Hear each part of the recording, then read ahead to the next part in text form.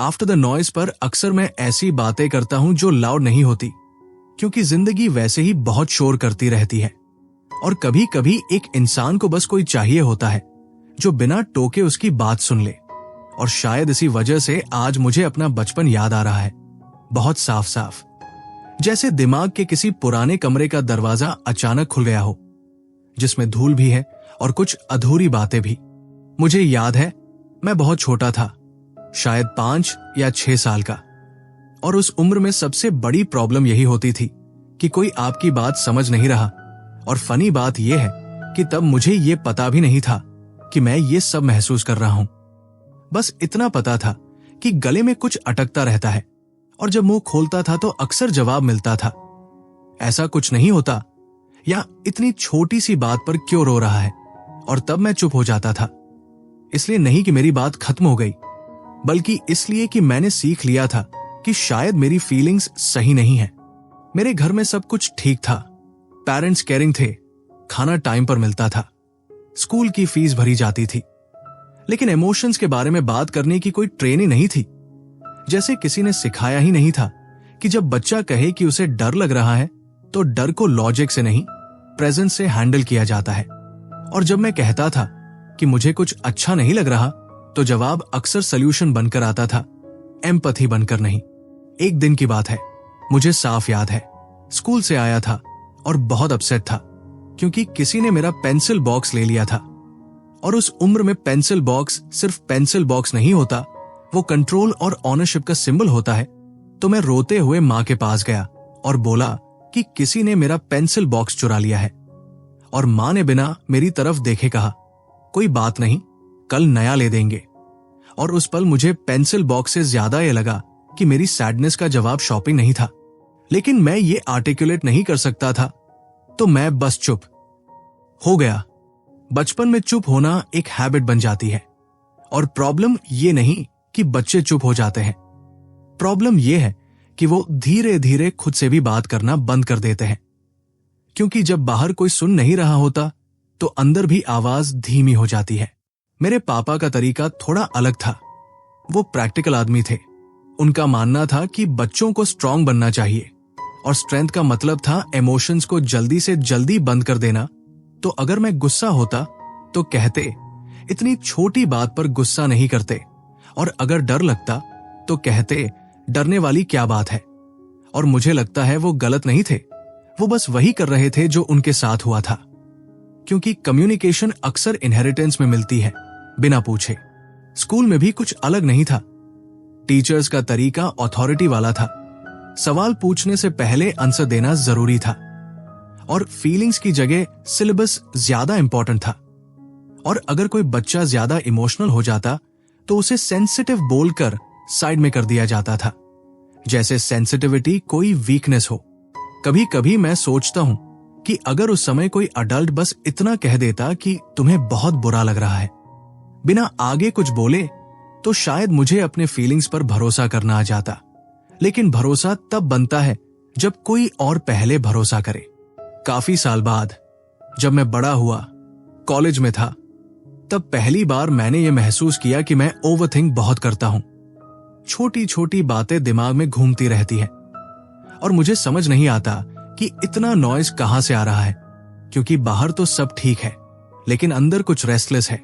और तब मुझे समझ आया कि शायद ये वही अनसेड बातें हैं जो कभी कहीं नहीं गई और अब एको बनकर लौट रही है।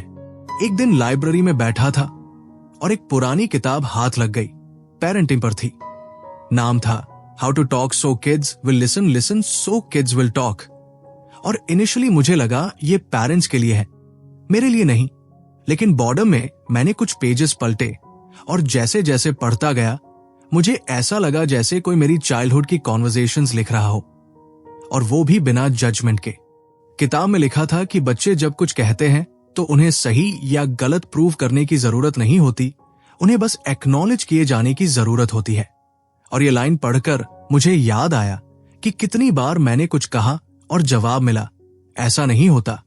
और शायद उसी दिन मैंने ये कनेक्ट किया कि जब फीलिंग्स को डिनाई किया जाता है तो वो खत्म नहीं होती, वो बस रास्ता बदल लेती है। किताब में एग्जाम्पल्स थे पेरेंट्स के, टीचर्स के, रोजमर्रा की छोटी सिचुएशंस के, और हर जगह एक कॉमन बात थी कि सुनना मतलब जवाब देना नहीं होता, सुनना मतलब स्पेस देना होता है, और स्पेस मिलते ही इंसान खुद थोड़ा सेटल होने लगता है। मैंने किताब बंद की और चेयर से पीछे टेक लगाकर बैठ गया और पहली बार ये सोचा कि शायद प्रॉब्लम ये नहीं थी कि मेरे पेरेंट्स ने मुझे गलत सिखाया। प्रॉब्लम ये थी कि उन्हें भी किसी ने सिखाया नहीं था कि फीलिंग्स को कैसे सुना जाता है। उस दिन के बाद से मैंने अपने बचपन को दोष देना बंद कर दिया और ऑब्जर्व करना शुरू किया कि मैं खुद से कैसे बात करता हूं।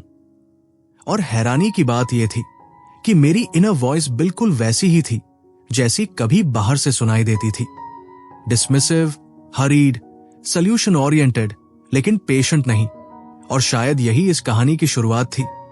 कोई बड़ा ट्रांसफॉर्मेशन नहीं, कोई ड्रामेटिक मोमेंट नहीं, बस एक क्वाइट रियलाइजेशन कि अगर बच्चों से बात करने का एक तरीका होता है तो शायद खुद से बात करने का भी होता है। और शायद साइलेंस से डरने की जरूरत नहीं होती अगर कोई सुन रहा हो, चाहे वो आप खुद ही क्यों न हो।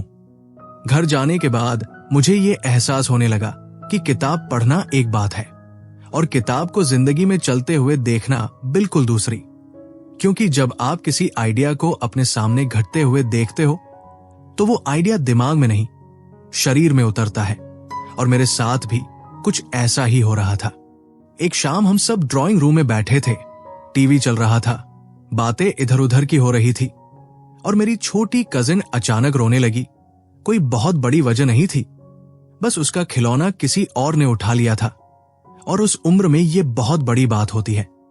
लेकिन जैसे ही उसने रोना शुरू किया, रिएक्शंस भी शुरू हो गए। कोई बोला रोना बंद करो, कोई बोला इतनी छोटी सी बात पर, और किसी ने उसे डिस्ट्रैक्ट करने के लिए चॉकलेट पकड़ा दी। मैंने ये सब देखा और मुझे लगा जैसे मैं कोई पुरानी रिकॉर्डिंग देख रहा हूं। वही डायलॉग्स, वही अर्जेंसी की फीलिंग को जल्दी से जल्दी बंद कर दिया जाए। और अचानक मुझे किताब की एक लाइन याद आई कि बच्चे को शांत करने से पहले उसे समझना जरूरी है, और समझना मतलब प्रॉब्लम सॉल्व करना नहीं, बस ये मान लेना कि जो वो फील कर रहा है वो रील है। बिना ज्यादा सोचे मैंने बस इतना कहा, बहुत साधारण आवाज में, तुम्हें बहुत बुरा लग रहा है क्योंकि तुम्हारा खिलौना ले लिया गया। और कमरे में कुछ सेकंड्स के लिए अजीब सी खामोशी हो गई। कोई ड्रामेटिक साइलेंस नहीं, बस ऐसा लगा जैसे सब रुक गए हों। मेरी कजिन ने मेरी तरफ देखा, उसकी रोने की आवाज थोड़ी धीमी हो गई और उसने सिर हिलाया जैसे कह रही हो हाँ यही बात है। और फिर वो फिर से रोई, लेकिन इस बार वो रोना अलग था, उसमें रेजिस्टेंस नहीं था। और मैं वही बैठा रहा, कुछ ठीक करने की कोशिश नहीं की। और पहली बार मुझे समझ आया कि किताब एम्पैथी को इतना पावरफुल क्यों मानती है। उस मोमेंट के बाद किसी ने मुझसे कुछ नहीं पूछा, कोई एक्सप्लेनेशन नहीं मांगा, और मुझे एक्सप्लेन भी नहीं करना पड़ा क्योंकि वो सीन खुद बोल रहा था। और मुझे ये समझ आया कि एक्नॉलेजमेंट कोई टेक्निक नहीं है, ये एक एटीट्यूड है, और एटीट्यूड साइलेंट होता है।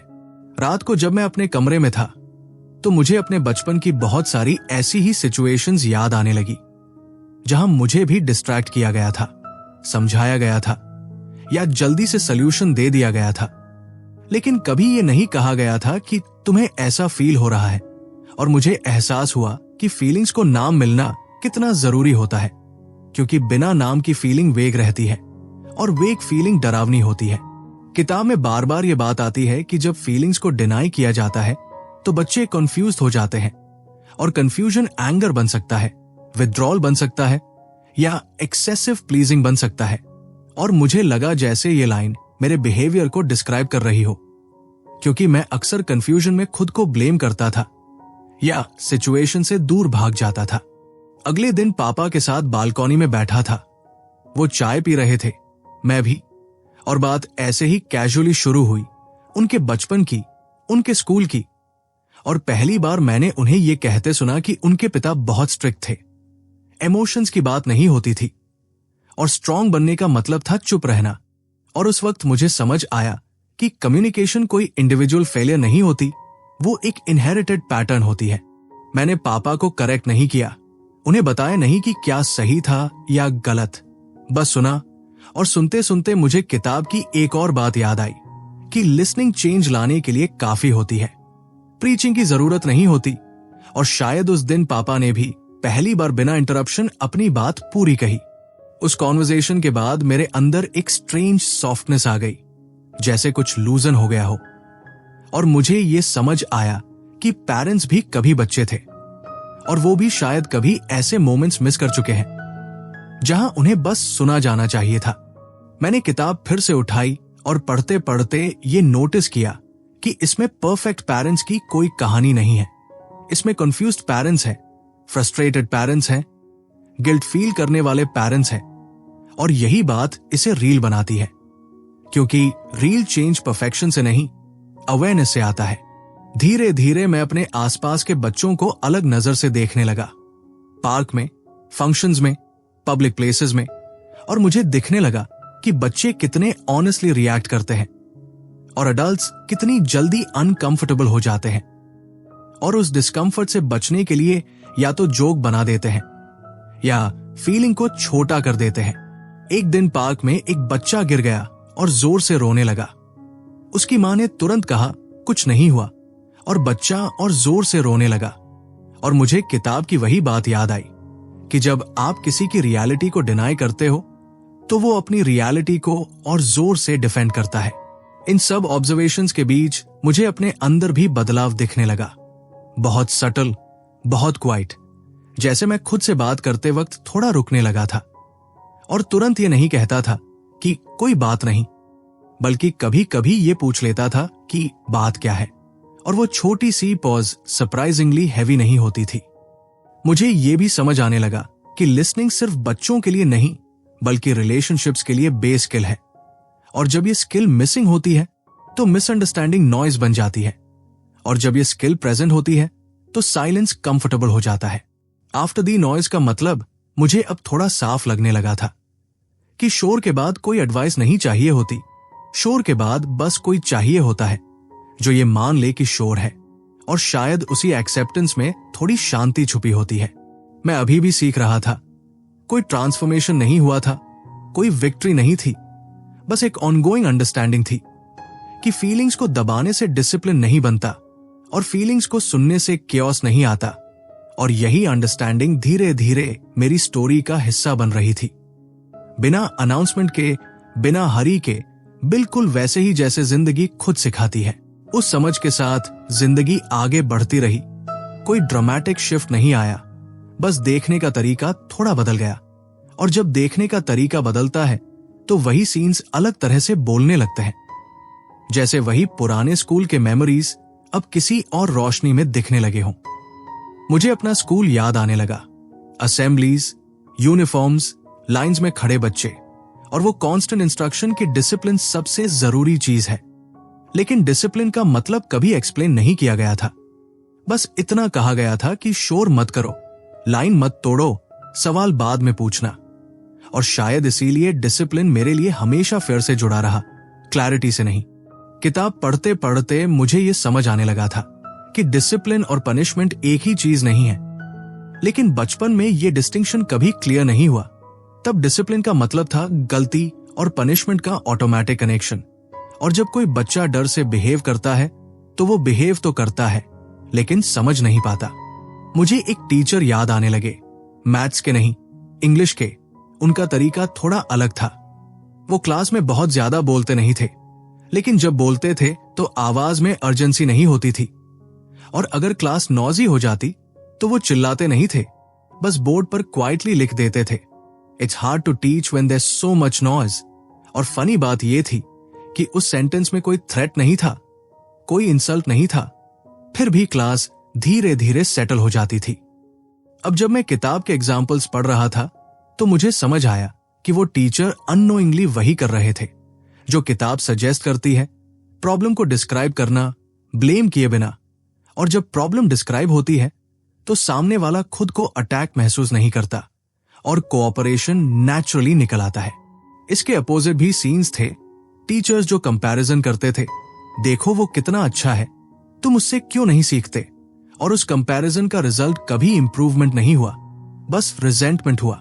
और किताब में साफ लिखा था कि कंपैरिजन बच्चों को मोटिवेट नहीं करता, वो बस उन्हें लेबल दे देता है और लेबल्स आइडेंटिटी बन जाते हैं। मैं अपने अंदर देख रहा था कि कैसे कुछ लेबल्स अभी भी मेरे साथ चल रहे थे। Quite, slow starter, overthinker. और ये लेबल्स कभी ऑफिशियली नहीं दिए गए थे। ये कॉन्वर्सेशन से बने थे, रिपीटेड टोन से बने थे। और जब आप किसी को बार बार किसी नाम से बुलाते हो तो वो नाम धीरे धीरे मिरर बन जाता है। एक दिन फैमिली फंक्शन में एक बच्चा बहुत ज्यादा शरारत कर रहा था, भाग रहा था, चीजें गिरा रहा था और अडल्ट्स परेशान थे। वार्निंग्स चल रही थी, ऐसा मत करो, अब बहुत हो गया। और हर वार्निंग के साथ बच्चा और एक्साइटेड होता जा रहा था। और मुझे किताब का वो हिस्सा याद आया जहां लिखा था कि वार्निंग्स अक्सर बिहेवियर को रोकती नहीं बल्कि चैलेंज बना देती है। मैंने देखा कि उसकी मां फाइनली उसके पास गई और सरप्राइजिंगली उसने डांटा नहीं, बस कहा यहां दौड़ने से चीजें टूट सकती है। और बच्चे ने थोड़ी देर रुककर चारों तरफ देखा और फिर धीरे से चलने लगा। और वो सीन बहुत छोटा था लेकिन मेरे लिए बहुत लाउड था, क्योंकि उसमें पाव नहीं थी, क्लैरिटी थी। उस मोमेंट में मुझे समझ आया कि अथॉरिटी का मतलब कंट्रोल नहीं होता, अथॉरिटी का मतलब रिस्पॉन्सिबिलिटी होता है। और जब अडल्ट्स अपनी रिस्पॉन्सिबिलिटी निभाते हैं ब्लेम के बिना, तो बच्चे भी अपनी रिस्पॉन्सिबिलिटी लेने लगते हैं। किताब में पनिशमेंट के ऑल्टरनेटिव्स पढ़ते हुए मुझे इनिशियली रेजिस्टेंस फील हुई थी, क्योंकि मुझे लगा था कि बिना पनिशमेंट के ऑर्डर कैसे रहेगा। लेकिन एग्जाम्पल्स पढ़ते पढ़ते मुझे दिखा कि पनिशमेंट शॉर्ट टर्म कंप्लायंस देता है, लॉन्ग टर्म अंडरस्टैंडिंग नहीं। और अंडरस्टैंडिंग के बिना डिसिप्लिन हॉलो रहता है। मुझे अपने पेरेंट्स याद आए, कैसे वो पनिश कम करते थे, लेक्चर ज्यादा। और लेक्चर भी अक्सर उस समय आता था जब इमोशंस ऑलरेडी हाई होते थे। और किताब में साफ लिखा था कि जब बच्चा अपसेट होता है तब लेक्चर नहीं सुन सकता। और मैं सोच रहा था कि हम कितनी बार अपसेट होकर ही सॉल्यूशंस देने की कोशिश करते हैं। धीरे धीरे मुझे ये कनेक्ट होने लगा कि डिसिप्लिन का कोर लिसनिंग है, क्योंकि जब आप पहले सुन लेते हो तो बाद में कहना आसान हो जाता है। और ये सिर्फ बच्चों के लिए नहीं, अडल्ट्स के लिए भी उतना ही सच है। मैंने खुद को ऑब्जर्व करना शुरू किया। जब कोई मुझे इंटरप्ट करता है या जब कोई मेरी बात डिसमिस करता है तो मैं ऑटोमेटिकली डिफेंसिव हो जाता हूं। और वही रिएक्शन बच्चों में भी होता है। फर्क बस इतना है कि बच्चों का डिफेंस विजिबल होता है, अडल्ट्स का सटल। किताब के डायलॉग्स पढ़ते पढ़ते मुझे ये एहसास हुआ कि वर्ड से ज्यादा टोन मैटर करता है, और टोन से ज्यादा इंटेंशन। और इंटेंशन अगर रिस्पेक्ट से आता है तो सामने वाला रेजिस्टेंस कम करता है और कोऑपरेशन कोई एफर्ट नहीं लगता। एक बार मेट्रो में एक फादर और चाइल्ड बैठे थे। बच्चा सीट पर पैर रखकर बैठा था और फादर ने क्वाइटली कहा, सीट गंदी हो जाएगी, बस इतना। कोई मत करो, कोई कितनी बार बोला है। और बच्चा बिना ड्रामा के पैर नीचे कर लेता है। और वो सीन बहुत ऑर्डिनरी था, लेकिन उसमें डिग्निटी थी, दोनों की। मुझे लगने लगा कि डिग्निटी ही वो मिसिंग एलिमेंट था जो डिसिप्लिन को पनिशमेंट से अलग करता है। और डिग्निटी तब पॉसिबल होती है जब फीलिंग्स को पहले स्पेस मिलती है। अब जब मैं अपने चाइल्डहुड की मेमोरीज रिविजिट कर रहा था तो गिल्ट या एंगर नहीं आ रहा था, बस अंडरस्टैंडिंग आ रही थी कि अडल्ट्स ने जो किया वो टूल्स के साथ किया जो उनके पास थे। और टूल्स अगर ब्लंट हो तो चोट लगती है, इंटेंशन चाहे कितना भी अच्छा हो। किताब का टोन मुझे इसलिए पसंद आने लगा था क्योंकि वो पेरेंट्स को शेम नहीं करती, टीचर्स को ब्लेम नहीं करती, बस एक अलग लैंग्वेज ऑफर करती है। और लैंग्वेज चेंज होते ही रिलेशनशिप चेंज होने लगते हैं। मुझे ये भी समझ आने लगा कि साइलेंस और सप्रेशन अलग चीजें हैं। साइलेंस तब हीलिंग होता है जब वो चोजन हो, सप्रेशन तब डैमेजिंग होता है जब वो फोर्स्ड हो। और बच्चों को अक्सर फोर्स्ड साइलेंस सिखाया जाता है डिसिप्लिन के नाम पर। अब जब मैं बच्चों को चुप देखता हूं तो मुझे काम नहीं दिखता, मुझे सवाल दिखते हैं। और शायद यही सबसे बड़ा शिफ्ट था कि क्वाइटनेस अब मुझे पीस नहीं, क्यूरियोसिटी लगने लगी थी। इन सारी रियलाइजेशंस के बीच मैं खुद भी थोड़ा सॉफ्टर हो रहा था। रिएक्शन से पहले पॉज आने लगा था और उस पॉज में अक्सर किताब की लाइंस एको करती थी, बिना शब्दों के, बस फीलिंग के रूप में कि before correcting behaviour connect with the person. और शायद यही वो इनविजिबल थ्रेड था जो पेरेंट्स, टीचर्स, चिल्ड्रन और अडल्ट्स को जोड़ता है। कनेक्शन के बिना करेक्शन हॉलो रहती है और करेक्शन के बिना कनेक्शन कियोस बन सकता है। मैं किसी कंक्लूजन पर नहीं पहुंचा था, कोई फॉर्मूला नहीं मिला था, बस एक सेंस आया था कि डिसिप्लिन डर से नहीं, समझ से पैदा होता है। और समझ वही पैदा होती है जहां कोई आपको गलत साबित करने की हरी में नहीं होता। आफ्टर दी नॉइज की शांति शायद यही है, जब अथॉरिटी भी इंसान की तरह बात करती है और इंसान खुद को डिफेंड करने के बजाय समझने लगता है और उस समझ में जिंदगी थोड़ी लेस नॉजी लगने लगती है। बिना एफर्ट के, बिना अनाउंसमेंट के, बस क्वाइटली।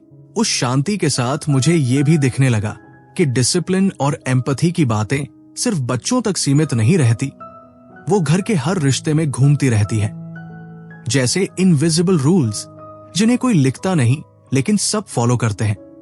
और जब रूल्स कंफ्यूज होते हैं तो रिश्ते भी कंफ्यूज हो जाते हैं।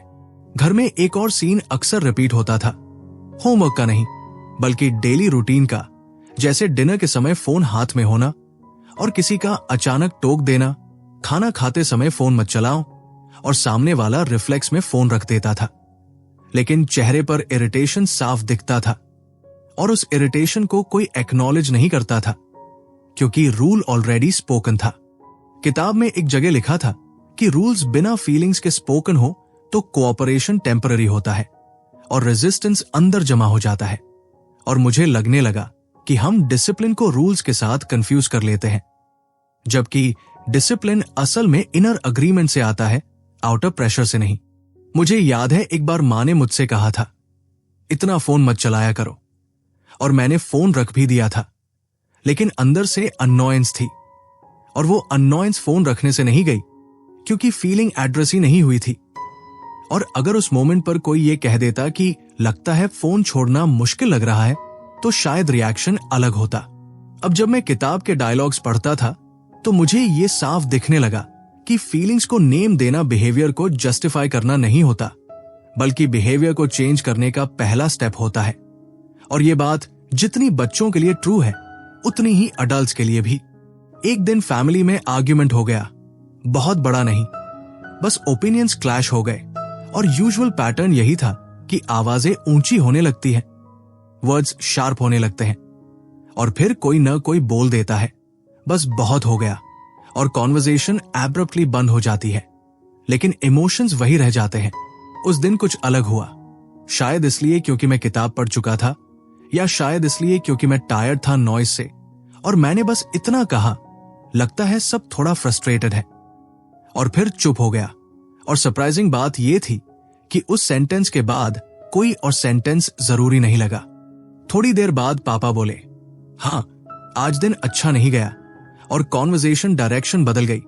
फाइट अवॉइड नहीं हुई, ट्रांसफॉर्म हो गई। और मुझे किताब की वो बात याद आई कि जब फीलिंग्स एक्नॉलेज होती हैं तो प्रॉब्लम सॉल्विंग खुद रास्ता ढूंढ लेती है। मुझे ये भी समझ आने लगा कि हम अडल्ट्स भी टैंट्रम्स थ्रो करते हैं, बस क्वाइटली, पैसिव एग्रेसिवली, सार्केज्म में, विथड्रॉल में। और क्योंकि हमारे टैंट्रम्स सोशली एक्सेप्टेबल लगते हैं, उन्हें फीलिंग्स नहीं माना जाता, हैबिट्स मान लिया जाता है।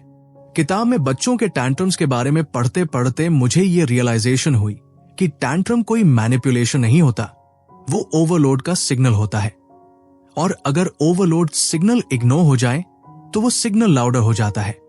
और यही पैटर्न अडल्ट्स में बर्नआउट बनकर दिखता है। मैं अपने आसपास देख रहा था, लोग टायर्ड हैं, इरिटेटेड हैं, बट आर्टिकुलेट नहीं कर पाते कि क्यों। और शायद इसलिए क्योंकि आर्टिकुलेशन कभी सिखाई नहीं गई, बस ये सिखाया गया कि स्ट्रांग रहो, एडजस्ट करो, मूव ऑन करो। एक शाम मैं बालकनी में बैठा था, अकेला, फोन साइलेंट था, और पहली बार मुझे साइलेंस अनकंफर्टेबल नहीं लगा क्योंकि उस साइलेंस में प्रेशर नहीं था। और मुझे किताब की लाइन याद आई कि जब कोई आपको सुन रहा होता है तब आप भी खुद को सुन पाते हो। और शायद उस दिन मैं खुद को थोड़ा सुन पा रहा था। मुझे अपने बचपन के और सीन्स याद आने लगे, रिपोर्ट कार्ड वाले डेज, मार्क्स देखकर रिएक्शंस, इतने कम क्यों, उसके इतने ज्यादा कैसे।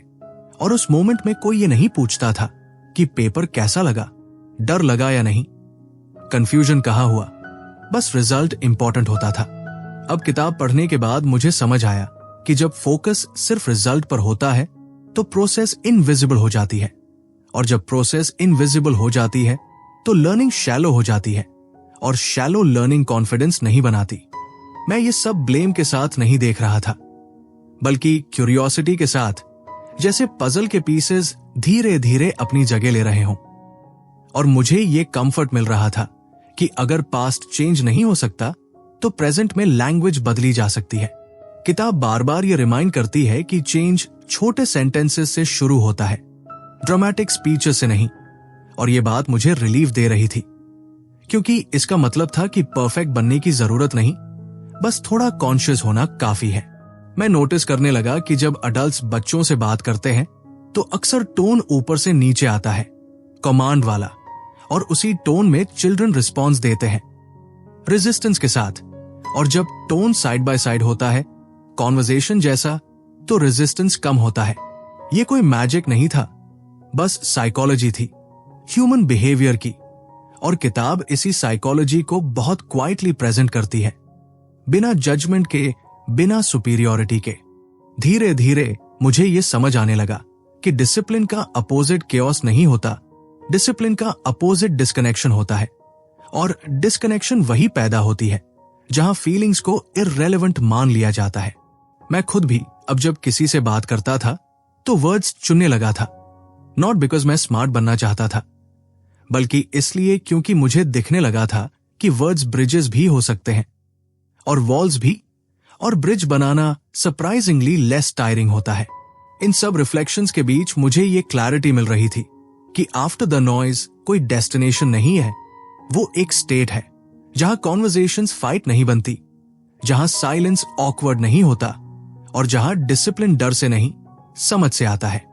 मैं किसी कंक्लूजन पर नहीं पहुंचा था, लेकिन मैं अब उतना रेस्टलेस नहीं था, क्योंकि मुझे लगने लगा था कि नॉइज कम करने का तरीका वॉल्यूम घटाना नहीं, लैंग्वेज बदलना है।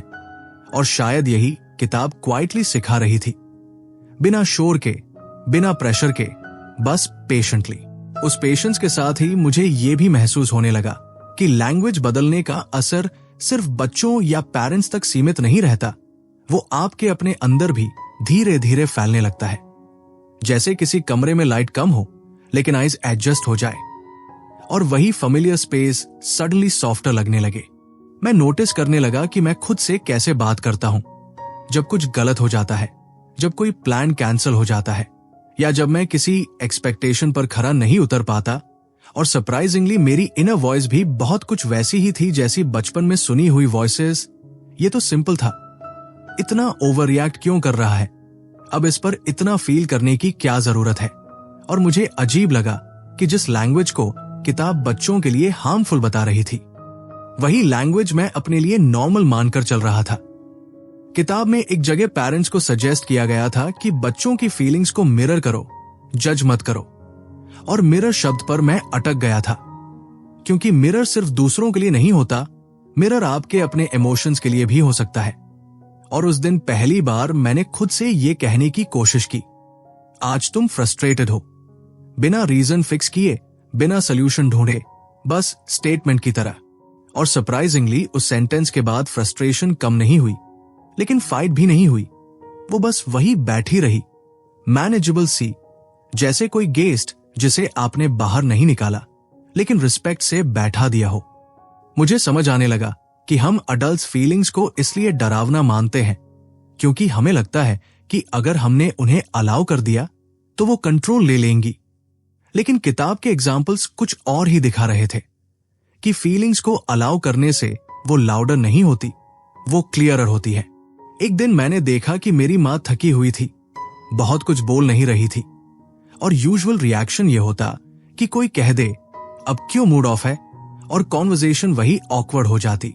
लेकिन उस दिन मैंने बस इतना कहा, आज आप बहुत टायर्ड लग रही हो। और वो सेंटेंस कोई क्वेश्चन नहीं था, कोई डिमांड नहीं थी, बस ऑब्जर्वेशन थी। मां ने पहले कुछ नहीं कहा, फिर बस इतना बोली, हाँ थोड़ा ज्यादा ही दिन था। और उसके बाद जो साइलेंस आया वो हैवी नहीं था, उसमें स्पेस थी। और मुझे किताब की वही बात याद आई कि समटाइम्स एक्नॉलेजमेंट इज इनफ। मैंने ये भी ऑब्जर्व किया कि जब फीलिंग्स एक्नॉलेज होती हैं तो सॉल्यूशंस खुद सामने आने लगते हैं बिना पुश के, और जब फीलिंग्स इग्नोर्ड होती हैं तो सॉल्यूशंस भी अटैक लगते हैं, और शायद इसीलिए एडवाइस अक्सर रिजेक्ट हो जाती है। किताब में पेरेंट्स को बार बार यह रिमाइंड किया गया था कि बच्चों को कंट्रोल करने से पहले कनेक्ट करना जरूरी है, और कनेक्ट करने का सिंपलेस्ट तरीका लिसनिंग है। और लिसनिंग का मतलब सिर्फ वर्ड्स सुनना नहीं, बॉडी लैंग्वेज, पॉजेज, टोन, सब कुछ शामिल होता है। मुझे याद आया कि बचपन में जब मैं अपसेट होता था तो सबसे इरिटेटिंग थिंग एडवाइस नहीं होती थी, बल्कि वो एडवाइस होती थी जो बिना सुने दी जाती थी। और अब जब मैं ये समझ रहा था तो मुझे ये भी समझ आने लगा कि वाई पीपल से मुझे बस सुना जाना था, सॉल्यूशन नहीं चाहिए था। धीरे धीरे मेरे अंदर गिल्ट डिसोल्व हो रहा था, पेरेंट्स के लिए भी, खुद के लिए भी, क्योंकि किताब ब्लेम नहीं सिखाती, रिस्पॉन्सिबिलिटी सिखाती है। और रिस्पॉन्सिबिलिटी शेम से नहीं आती, अवेयरनेस से आती है। एक इवनिंग फैमिली के साथ बैठकर पुरानी फोटोज देख रहे थे, और हर फोटो के साथ कोई स्टोरी जुड़ी थी, कभी फनी, कभी ऑकवर्ड।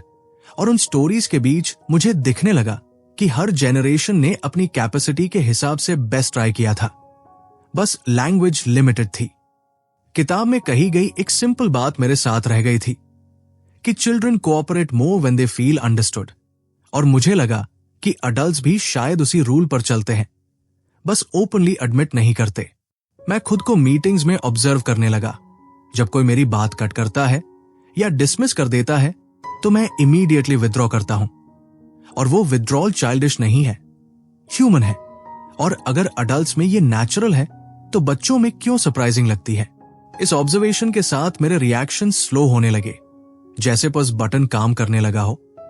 और उस पॉज में अक्सर ये क्लैरिटी आती कि सामने वाला गलत नहीं है, ओवरवेल्म्ड है। और ओवरवेल्म एक्नॉलेज होते ही टेंशन सॉफ्टन हो जाती है। किताब डिसिप्लिन की बात करते हुए पावर स्ट्रगल से बचने पर जोर देती है, और मुझे लगा कि पावर स्ट्रगल्स सिर्फ पेरेंट्स और किड्स के बीच नहीं होते, वो स्पाउसेस, कोलीग्स, फ्रेंड्स, सब जगह होते हैं। और हर पावर स्ट्रगल के नीचे कोई अनएक्नॉलेज्ड फीलिंग बैठी होती है। मैं ये सब पढ़ और जी रहा था, कोई ड्रामेटिक ट्रांसफॉर्मेशन नहीं था, बस अवेयरनेस अक्यूमुलेट हो रही थी, लेयर बाय लेयर। और हर लेयर के साथ नॉइज थोड़ा कम होता जा रहा था। अब साइलेंस मुझे एम्प्टी नहीं लगती थी, साइलेंस मुझे इंफॉर्मेटिव लगने लगी थी, जैसे उसमें कुछ कहा नहीं जा रहा लेकिन बहुत कुछ कम्युनिकेट हो रहा हो। और शायद यही लिसनिंग का डीपर लेवल था, जहां वर्ड्स की जरूरत कम हो जाती है। आफ्टर द नॉइज का आइडिया अब मुझे मेटाफोर नहीं लग रहा था, वो प्रैक्टिकल लगने लगा था। जैसे जब आप सही फ्रीक्वेंसी पकड़ लेते हो तो स्टैटिक अपने आप फेड हो जाता है। मैं किसी फाइनल आंसर तक नहीं पहुंचा था, लेकिन अब सवाल डरावने नहीं लगते थे, क्योंकि मुझे पता चलने लगा था कि सवालों को तुरंत फिक्स करने की जरूरत नहीं, कभी कभी बस उन्हें सुना जाना काफी होता है। और उसी सुनने में जिंदगी थोड़ी लाइटर लगने लगती है, बिना एफर्ट के, बिना प्रेशर के, बस धीरे धीरे। उस हल्केपन के साथ जिंदगी रुक नहीं गई थी। रूटीन वही था, लोग वही थे, प्रॉब्लम्स भी वही थी, लेकिन उनके बीच जो कॉन्वर्सेशन हो रही थी या जो नहीं हो रही थी, उन्हें सुनने का तरीका बदल गया था। और शायद यही सबसे बड़ा बदलाव था, बिना किसी अनाउंसमेंट के। एक सुबह मैंने खुद को आईने में देखा, कोई इंस्पिरेशनल मोमेंट नहीं था, बस नींद पूरी नहीं हुई थी, चेहरे पर टायर्डनेस थी। और नॉर्मली मैं खुद से कह देता था, इतना वीक क्यों लग रहा है, लेकिन उस दिन वो सेंटेंस आया ही नहीं। उसकी जगह बस इतना आया, आज थकान है। और सरप्राइजिंगली उस एक्नॉलेजमेंट के बाद थकान थोड़ी लेस हॉस्टाइल लगने लगी। किताब में बार बार यह बताया गया था कि फीलिंग्स फैक्ट्स नहीं होती, लेकिन फीलिंग्स रील होती है। और रील चीजों को इग्नोर करने से वो गायब नहीं होती, वो बस अंदर दब जाती है। और अंदर दबा हुआ कुछ भी इवेंचुअली लीकेज ढूंढ लेता है। मुझे समझ आने लगा था कि मैं सालों से खुद के साथ वही करता आया हूं जो अडल्ट्स बच्चों के साथ करते हैं। जल्दी से मूव ऑन, जल्दी से एडजस्ट, जल्दी से स्ट्रांग बनो। और शायद इसीलिए स्ट्रांग बनने की कोशिश में मैं टायर्ड होता चला गया। एक दिन नेबरहुड में एक बच्चा जोर जोर से रो रहा था। बालकनी से आवाज आ रही थी और किसी अडल्ट की आवाज आई, चुप हो जाओ। और उसके बाद और जोर का रोना। और मुझे अब यह प्रेडिक्टेबल पैटर्न ऑलमोस्ट पेनफुल लगने लगा था, क्योंकि किताब ने मुझे ये देखने की आंख दे दी थी कि ये फाइट रोने और चुप कराने के बीच नहीं है, ये फाइट समझे जाने और डिसमिस किए जाने के बीच है। मैंने ये भी नोटिस किया कि जब अडल्ट्स जेन्युइनली लिसन करते हैं तो चिल्ड्रन धीरे धीरे वर्ड्स ढूंढने लगते हैं, और जब वर्ड्स आ जाते हैं तो बिहेवियर काम होने लगता है। और यही लॉजिक अडल्ट्स पर भी अप्लाई होता है, बस हम अडल्ट्स वर्ड्स ढूंढने से पहले खुद को जज कर लेते हैं। अब जब कोई मेरे सामने अपसेट होता था तो मैं जल्दी से एडवाइस देने की अर्ज को पहचानने लगा था, और उस अर्ज को एक्ट करने के बजाय मैं थोड़ी देर रुक जाता था। और वो पॉज इनिशियली अनकंफर्टेबल लगता था, क्योंकि साइलेंस हमेशा ऑकवर्ड सिखाया गया था, लेकिन धीरे धीरे उस साइलेंस में सेफ्टी फील होने लगी। किताब कहीं भी ये नहीं कहती कि फीलिंग्स एक्नॉलेज करने से प्रॉब्लम्स मैजिकली सॉल्व हो जाते हैं। वो बस ये कहती है कि एक्नॉलेज करने से प्रॉब्लम्स सॉल्वेबल हो जाते हैं। और ये डिफरेंस सटल है लेकिन पावरफुल है। मुझे अपने पेरेंट्स के साथ कॉन्वर्सेशंस में ये चेंज दिखने लगा। आर्ग्यूमेंट्स शॉर्टर हो गए थे, नॉट बिकॉज डिसएग्रीमेंट्स खत्म हो गए थे, बल्कि इसलिए क्योंकि डिसएग्रीमेंट्स जल्दी एक्सप्लोड नहीं होते थे, और एक्सप्लोड न होने से रिपेयर आसान हो जाता था। एक शाम मां ने कहा, आज मन नहीं है बात करने का, और नॉर्मली मैं टेक इट पर्सनली कर लेता, लेकिन उस दिन मैंने बस कहा ठीक है। और वो ठीक है रेजिग्नेशन नहीं था, रिस्पेक्ट था, और उस रिस्पेक्ट में कोई बिटरनेस नहीं थी। मुझे ये समझ आने लगा कि बाउंड्रीज भी डिसिप्लिन का हिस्सा है, और बाउंड्रीज तब हेल्दी होती है जब उन्हें एक्सप्लेन नहीं एक्नॉलेज किया जाता है। और ये बात किताब क्वाइटली डेमोन्स्ट्रेट करती है, बिना स्लोगन्स के। धीरे धीरे मेरे अंदर से ये एक्सपेक्टेशन कम होने लगी कि हर कॉन्वर्सेशन प्रोडक्टिव होनी चाहिए, हर इमोशन यूजफुल होना चाहिए, क्योंकि किताब ये रिमाइंड करती है कि इमोशंस टास्क्स नहीं होते, वो सिग्नल्स होते हैं, और सिग्नल्स का काम सिर्फ सिग्नल देना होता है।